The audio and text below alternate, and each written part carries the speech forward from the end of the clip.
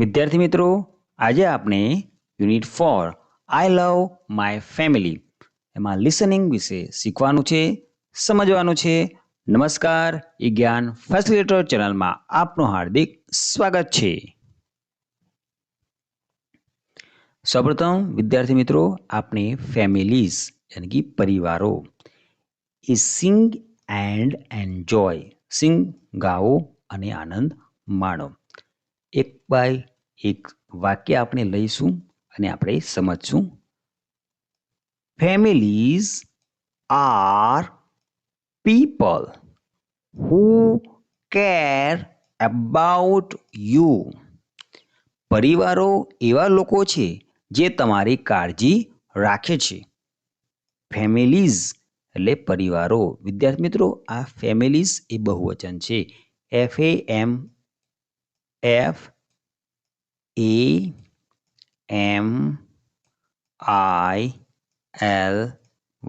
Family એટલે કુટુંબ, બરાબર.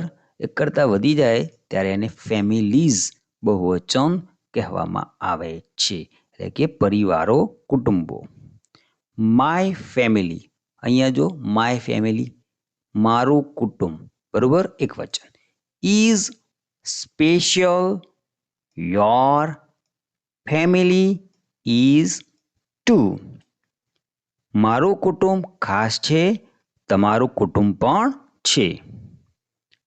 Mothers and fathers and sisters and brothers, grandmas and grandpas and so many others. પિતા, માતાઓ, મધર્સ, માતાઓ અને પિતા અને બહેનો અને ભાઈઓ, દાદી અને દાદા અને ઘણા અન્ય એ કુટુંબ છે. One family is big. એક પરિવાર મોટો છે. While another is small. જ્યારે બીજો નાનો છે.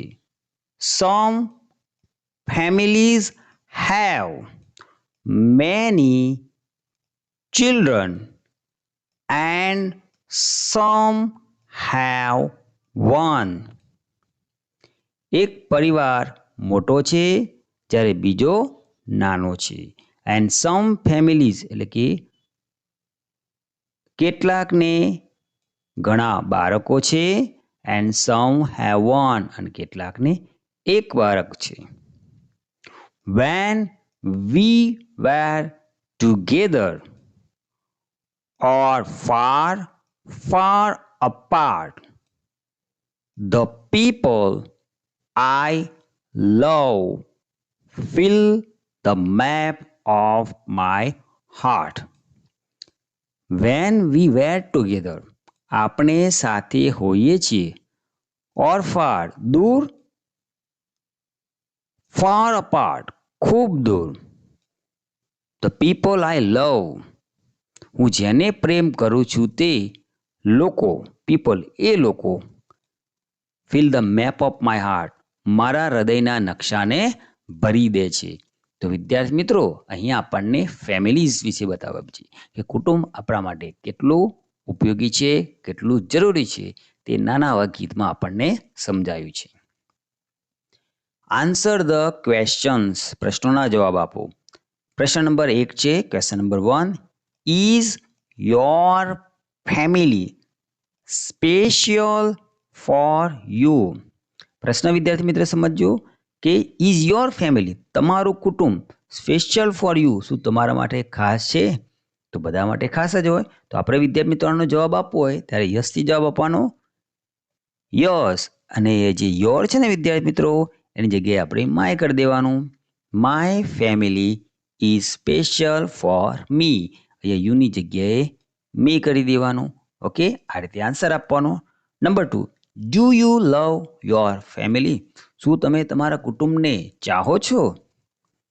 જવાબમાં લખવાનું yes, I love my family. હા, હું મારા કુટુંબને ચાહું છું.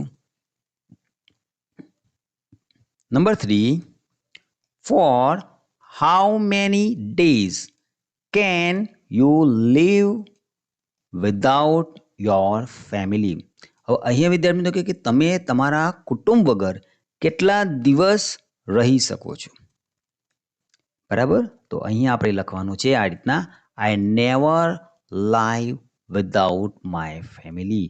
હું મારા કુટુંબ વગર ન જીવી શકું. એટલે કે જો કુટુંબ હોય ન હોય ને વિદ્યાર્થી મિત્રો, તો માણસ જીવી શકે નહીં. એટલે આપણે કુટુંબ વગર ન જીવી શકીએ. ઓકે, એટલે અહીંયા ડેઝ કહે છે, પણ કોઈ પણ દિવસ એવો ના હોય કે આપણે ન રહી શકીએ. Number 4, how many persons are there in your family? હવે વિદ્યાર્થી મિત્રો, પર્સન્સ એટલે વ્યક્તિઓ. તમારા કુટુંબમાં કેટલા વ્યક્તિઓ છે એની સંખ્યા લખવાની છે. There are 5 persons in my family. તમારા કુટુંબમાં 4 હોય તો 4 તમે લખજો, 6 હોય તો 6, 2 હોય તો 2. ઓકે, એ વ્યક્તિઓની સંખ્યા તમારે અહીંયા આન્સરમાં લખવાની છે. અને બીજું એક યાદ રાખવાનું કે જ્યારે પણ તમને હાઉ મેનીથી પ્રશ્ન પૂછાય ત્યારે તમારે સમજવાનું કે અહીંયા સંખ્યા ઉત્તરમાં આવે. ઓકે વિદ્યાર્થી મિત્રો.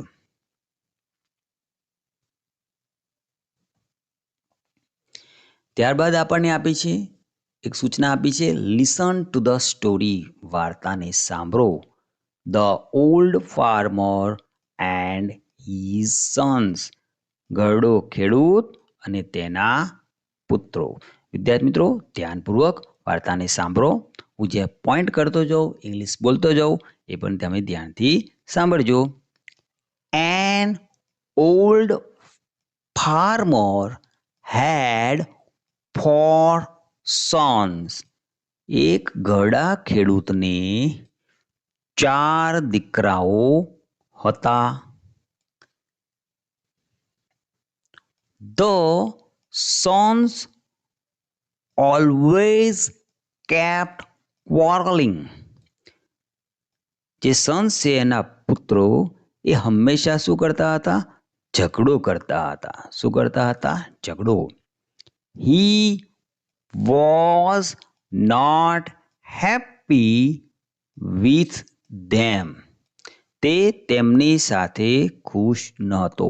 યાની કે જે ઓલ્ડ ફાર્મર હતો એના જે પુત્રો હતા એ ઝઘડો કરતા હતા, એટલા માટે એનો ઓલ્ડ ફાર્મર જે ઘરડો ખેડૂત હતો તે ખુશ ન હતો. He was worried. તે ચિંતાતુર હતો. અને ચિંતા થતી હતી કે મારા આ પુત્રો શું કરશે.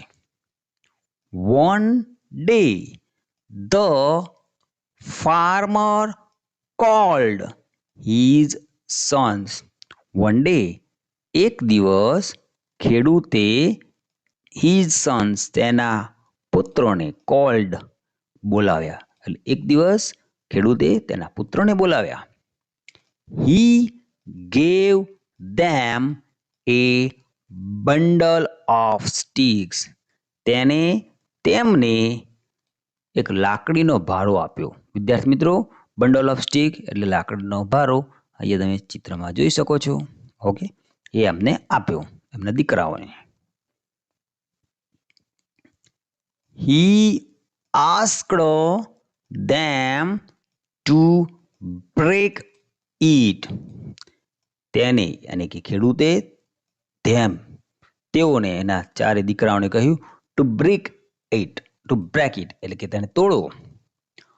All tried one by one. અને જે ઘાસડી હતું એને બધા જ જે પુત્રો છે એને એક પછી એક તોડવા પ્રયત્ન કર્યો. But no one could break it. પણ કોઈ પણ એ લાકડાની ઘાસડીને, બંડલ ઓફ સ્ટીકને તોડી ન શક્યો. Then the farmer said, open the bundle. પછી ખેડૂતે કહ્યું કે બંડલ છે જે ઘાસડી છે લાકડાની એને ખોલો. Now they could break the sticks one by one easily. હવે તેઓએ ઘાસડી ખોલ્યા પછી લાકડાનો ભારો ખોલી નાખ્યા પછી એક લાકડીને સરળતાથી તોડી લીધી. ધ ફાર્મર સેડ, ખેડૂતે કહ્યું, learn a lesson from it, આમાંથી તમે પાઠ ભણ્યા યાની કે શીખા. You should live like these tied sticks, ખેડૂતે કહ્યું કે તમારે આમાંથી એક પાઠ ભણવો જોઈએ કે તમારે આ ટાઈડ સ્ટિક્સ એટલે કે બાંધેલી ઘાસડી છે ને એના જેવું જીવન જીવવું જોઈએ. No one can harm you then, અને પછી તમને કોઈ પણ નુકસાન પહોંચાડી શકશે નહીં. એટલે ખેડૂતને કહેવું જોઈએ છે કે તમે એક થઈને રહેશો તો તમને કોઈ નુકસાન નહીં પહોંચાડે. યુનિટી ઇઝ સ્ટ્રેન્થ, એકતામાં જ શક્તિ છે. The sons promised to live in unity, પુત્રોએ ખેડૂતને વચન આપ્યું કે અમે એક થઈને રહીશું. દે નેવર quarreled again, તે પછી તેઓ કોઈ પણ દિવસ ઝઘડ્યા નહીં. તો વિદ્યાર્થી મિત્રો છે ને સરસ મજાની વાર્તા. હવે વિદ્યાર્થી મિત્રો સૂચના આપેલ છે, select the most appropriate options and answer the question. હવે વિદ્યાર્થી મિત્રો આપણે સિલેક્ટ કરવાનું છે એટલે કે પસંદ કરવાનું. મોસ્ટ એપ્રોપ્રિએટ યોગ્ય ઓપ્શન્સ એટલે કે વિકલ્પ, અને પછી આન્સર ધ ક્વેશ્ચન પ્રશ્નના જવાબ આપવાના છે. એટલે પ્રશ્ન આપે છે, how many Sons did the farmer have, ખેડૂતને કેટલા પુત્રો હતા. અરે વિદ્યાર્થી મિત્રો સરસ, તમે સાચું વિચાર્યું છે. હવે સાચો જવાબ આપણે ABC માંથી પસંદ કરી અહીંયા લખવાનો છે. તો સાચો જવાબ છે સી. કયો જવાબ છે? C. The farmer had 4 Sons, ખેડૂતને 4 દીકરા હતા.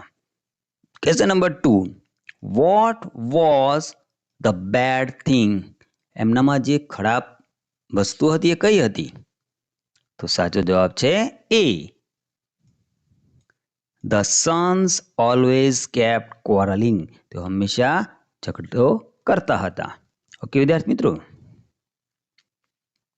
Number 3, did you like the farmer's idea, શું તમને ખેડૂતનો વિચાર ગમ્યો?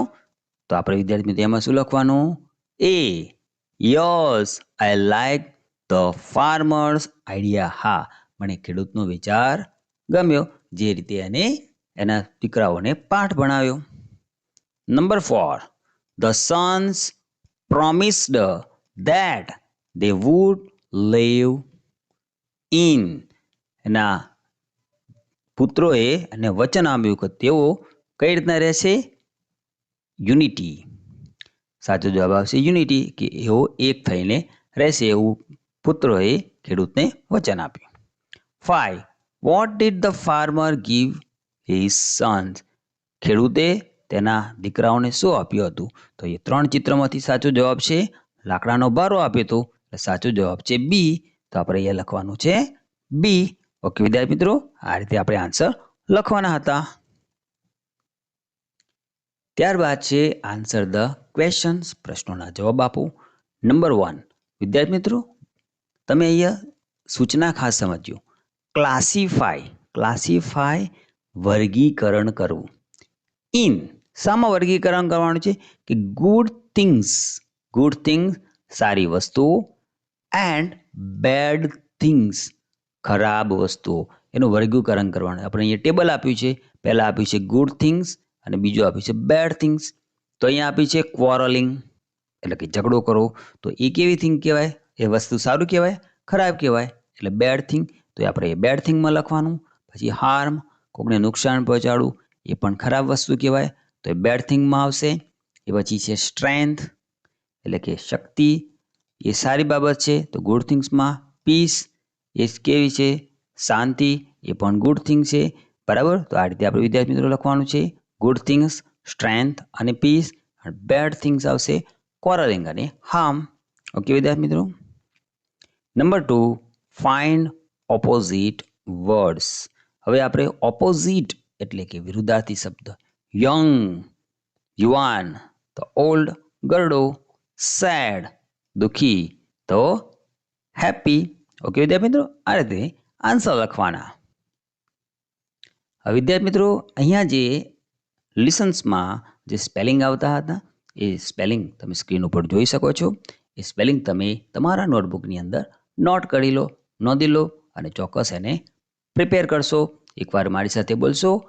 People, together, quarrel, worry, bundle of stick, break, tide, harm, unity, strength, promise, peace. આશા રાખું વિદ્યાર્થી મિત્રો કે આ વિડીયોમાં તમને સારો ખ્યાલ આવ્યો હશે. ચેનલ પર પ્રથમવાર આવ્યો હોય તો ચેનલને સબસ્ક્રાઇબ કરજો, વિડીયોને લાઇક કરશો અને તમારા મિત્રો સાથે શેર કરશો. વિડીયો જોવા બદલ આપનો ખૂબ ખૂબ આભાર. ધન્યવાદ.